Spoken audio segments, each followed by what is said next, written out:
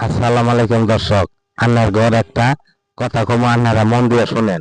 আমাদের আব্দুল মজিদ সাহেব চেয়ারম্যান বর্তমান, আব্দুল মজিদ সাহেব বর্তমান চেয়ারম্যান বর্তমান, বুঝছেন, বর্তমান চেয়ারম্যানই করতেছে।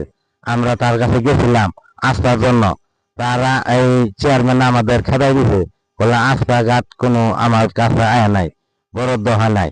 এই সামনে নির্বাচন করব আব্দুল মজিদ সাহেব। আর আমাদের গ্রামের রাস্তাটা দেখেন কি অবস্থা, ভাঙ্গা ফিরে কি অবস্থা হয়েছে, রাস্তাটা দেখেন কি অবস্থা। এবার রাস্তার মধ্যে আমরা চলাচল করতেছি। চেয়ারম্যানের কাছে গেছিলাম, চেয়ারম্যান আমাদের না করে দিছে, করলে তোমাদের রাস্তার কোনো কাম নাই, কাজ নাই, আমাদের কোনো কেরায়। এই সামনে নির্বাচন হলে আব্দুল মজিদ সাহেবের একটা ভোটও কেউ দিবেন না, বিসমিল্লাহ করে একটা ভোটও কেউ দিবেন না।